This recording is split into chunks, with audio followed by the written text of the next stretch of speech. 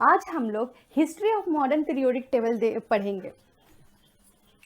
First, डोबर्नियर tried, नाम में ही रखा है ट्राइड। ट्राइड मतलब 3 एलिमेंट का एक ग्रुप बनाया इन्होंने। When a 3 element in a triad written in the order of increasing atomic mass, the atomic mass of the middle element was roughly the average of the other 2 element. उन्होंने क्या किया, increasing atomic mass में arrange किया element को। उन्होंने बताया कि जो मिडिल एलिमेंट का एटॉमिक मास कैसे निकालेंगे। मिडिल एलिमेंट का एटॉमिक मास हम फर्स्ट और थर्ड का एटॉमिक मास का जब एवरेज करोगे तो मिडिल एलिमेंट का एटॉमिक मास आ जाएगा। देखो जैसे ये 7 + 39 डिवाइड बाई 2 जब आप करोगे तो सोडियम का एटॉमिक मास आ जाएगा 23।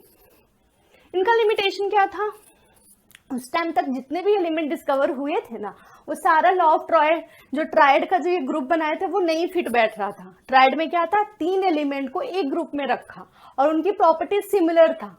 तो वो जो 3 एलिमेंट का जो ग्रुप बनाया था वो उस टाइम पे सारे एलिमेंट फिट नहीं आ रहे थे, लॉ ऑफ ट्राइड को वैलिड नहीं कर पा रहा था। तो यही उनका लिमिटेशन था। न्यूलैंड लॉ ऑफ ऑक्टेव, उस टाइम 56 एलिमेंट डिस्कवर हुए थे। उन्होंने increasing order of atomic mass में अरेंज किया था। फर्स्ट एलिमेंट उन्होंने हाइड्रोजन रखा और जो लास्ट एलिमेंट था जो कि 56 था उसका वो थोरियम था। चलो देखते हैं क्या बोला। If the elements are arranged in the increasing order of their atomic mass, then every 8th element had properties similar to first element. इन्होंने क्या देखा, इन्होंने क्या बताया कि जो 8th एलिमेंट की प्रॉपर्टी है वो फर्स्ट एलिमेंट की तरह पाई गई थी। इन्होंने ऐसा increasing order of atomic mass में इन्होंने एलिमेंट को रखा। सारे ग म प ध नी के बाद वापस सा पे रिपीट हो रहा है। वैसे ही उनका एलिमेंट जब इन्होंने अरेंज किया था increasing order of atomic mass से, तो जो 8th एलिमेंट था उसका प्रॉपर्टी फर्स्ट एलिमेंट की तरह रिपीट हो रहा था। जो 8th एलिमेंट था उसकी प्रॉपर्टी फर्स्ट एलिमेंट की तरह रिपीट हो रही थी। इन्होंने बताया न्यूलैंड लॉ ऑफ ऑक्टेव में। अब इसके लिमिटेशंस क्या थे देख लेते हैं। जब उन्होंने जब टेबल बनाया तो उनका कैल्शियम तक ही वैलिड हो पा रहा था, मतलब कैल्शियम तक ही उनका ये रूल फॉलो हो पा रहा था, जो कि क्या था, 8th एलिमेंट की प्रॉपर्टी फर्स्ट एलिमेंट की तरह पाई जा रही थी, सिमिलर हो रही थी, जो कि सिर्फ कैल्शियम तक ही वैलिड हो पा रहा था। कैल्शियम के बाद वाले एलिमेंट ये लॉ ऑफ ऑक्टेव फॉलो नहीं कर पा रहे। सेकेंड लिमिटेशन, उन्होंने क्या किया, 2 एलिमेंट को एक ही स्लॉट में रखा, जैसे कोबाल्ट और निकल को एक ही स्लॉट में रखा। और जो कॉलम में उन्होंने कोबाल्ट और निकल रखा था उसकी प्रॉपर्टी सेम नहीं थी उस कॉलम की तरह। जैसे फ्लोरीन, क्लोरीन, ब्रोमीन, उसके नीचे रखा था कोबाल्ट और निकल को, जिसकी प्रॉपर्टी सेम नहीं था उस कॉलम की तरह। वो उनकी सेकेंड लिमिटेशन थी। थर्ड लिमिटेशन, जो आयरन था उसकी प्रॉपर्टी कोबाल्ट और निकल की तरह थी, बट आयरन को अलग रखा, दूर रखा। कौन सा, 8 कॉलम में रखा था आयरन को। थर्ड, मेंडलीफ पीरियोडिक टेबल, उस टाइम 63 एलिमेंट डिस्कवर हुए थे और उन्होंने भी increasing order of atomic mass के अकॉर्डिंग अरेंज किया एलिमेंट को। ये है मेंडलीफ का पीरियोडिक टेबल। अब ये जो है ये पीरियोडिक टेबल आप अपने बुक से देख लेना, जो नेसेसिटी था, जो समझाने वाला था, सिर्फ मैंने वही लिखा। Mendeleev's periodic table, Mendeleev formulated a periodic law. The properties of element are the periodic function of their atomic mass. There occur a periodic recurrence of element with similar physical and chemical property. उन्होंने क्या देखा कि जो element का physical और chemical property है वो periodic हो रहा था, मतलब रिपीटेशन में आ रहा था। फिजिकल प्रॉपर्टी क्या बोल सकते हैं, जैसे मेल्टिंग पॉइंट हो गया, बॉइलिंग पॉइंट हो गया और डेंसिटी हो गया। केमिकल प्रॉपर्टी क्या लेंगे, इन्होंने क्या लिया, ऑक्सीजन लिया और हाइड्रोजन लिया, क्योंकि हाइड्रोजन और ऑक्सीजन जो है वो रिएक्टिव मेटल है और वो इजीली कंपाउंड बना लेता है। तो इन्होंने हाइड्रोजन और ऑक्सीजन लिया। देखो ये देखो ऑक्साइड यहाँ पे, ये हाइड्राइड है, सपोज ये आर है, आर जो है वो एलिमेंट है, आर एलिमेंट है, और ये R2 है जो, ये भी आर एलिमेंट है, ठीक है। देखो ये ऊपर वाला ये ऑक्साइड है और ये नीचे हाइड्राइड है। तो जब इन्होंने हाइड्राइड वाला सेम प्रॉपर्टी शो हो रहा था और ऑक्साइड वाला सेम, मतलब कि फॉर्मूला सेम आ रहा था। Mainly fused hydride and oxide to group the element together, ठीक है। अब उनका देख लेते हैं अचीवमेंट क्या था, उन्होंने क्या अचीवमेंट किया। तो उन्होंने क्या किया, he left the gap in periodic table, और उन्होंने बोला कि जैसे यहाँ पे ये गैप है, यहाँ पे उस टाइम तक एलिमेंट डिस्कवर नहीं हुआ था, तो एलिमेंट उधर उन्होंने गैप रख दिया था, और उन्होंने बहुत कॉन्फिडेंटली प्रिडिक्ट किया कि यहाँ पे एलिमेंट आएगा। देखो यहाँ पे एलिमेंट आएगा, तो इन्होंने यहाँ पे एलिमेंट डिस्कवर नहीं हुआ था तो ये इसको बोला एका एल्यूमिनियम, यहाँ पे एलिमेंट उस टाइम तक नहीं आया था तो एका बोरोन, यहाँ पे एलिमेंट नहीं आया था तो उसको बोला था एका सिलिकॉन। तो फिर बाद में जब आया एलिमेंट आया, उस टाइम पे एका एल्यूमिनियम का कुछ कुछ प्रॉपर्टी जो है, फिजिकल प्रॉपर्टी, कोई बहुत सारे प्रॉपर्टी वो प्रिडिक्ट कर दिए थे कि फ्यूचर में यदि कोई इधर एलिमेंट आएगा तो उसके साथ वो इसका प्रॉपर्टी मैच करेगा। और सही में जब एलिमेंट गैलियम आया तो उसकी पूरी प्रॉपर्टी इसकी तरह मैच हो रही थी। तो ये इनका अचीवमेंट थी। अब सेकेंड अचीवमेंट देख लेते हैं।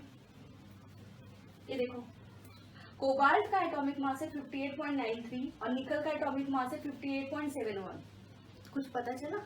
निकल की एटॉमिक मास कम है फिर भी उसको बाद में रखा, और कोबाल्ट का एटॉमिक मास ज्यादा है फिर भी उसको पहले रखा।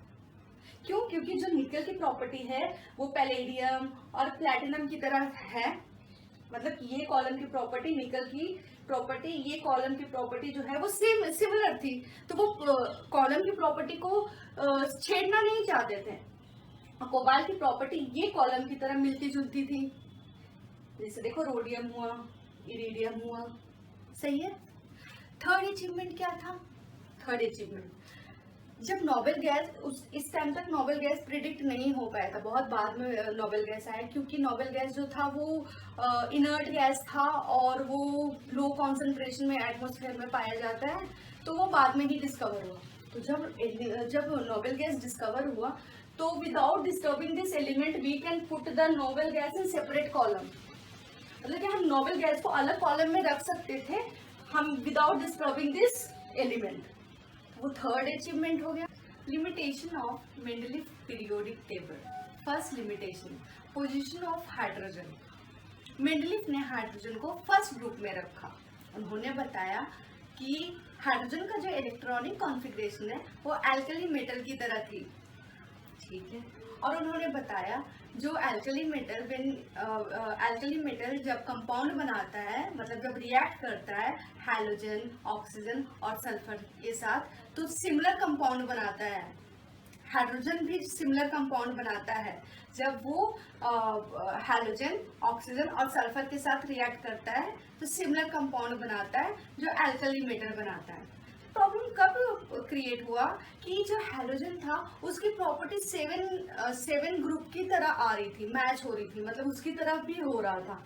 जब ये ग्रुप 7 में आप जाओगे तो ये डायटोमिक मॉलिक्यूल बनाते हैं, हाइड्रोजन भी डायटोमिक मॉलिक्यूल बनाता है।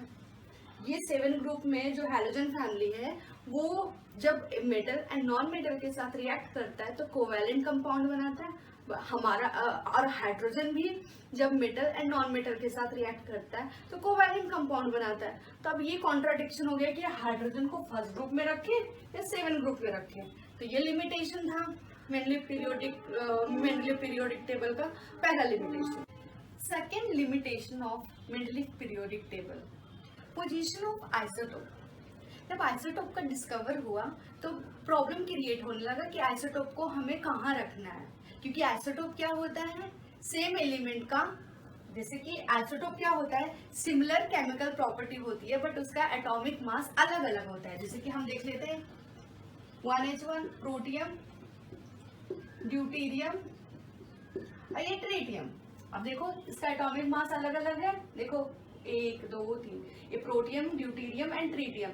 अब ये एक ही एलिमेंट है, सेम एलिमेंट और सेम केमिकल प्रॉपर्टी है बट इसका जो एटॉमिक मास है वो अलग अलग है। अब हाइड्रोजन को हम यहाँ पे अलग अलग तो नहीं रख सकते, क्योंकि हाइड्रोजन तो सेम एलिमेंट है, सेम केमिकल प्रॉपर्टी है उसका, तो हाइड्रोजन की तरह तो अलग अलग नहीं रख सकते हैं, और इसमें भी नहीं रख सकते क्योंकि उन्होंने कैसे अरेंज किया, इंक्रीजिंग एटॉमिक मास में अरेंज किया मेंडलीफ ने अपने पीरियोडिक टेबल को।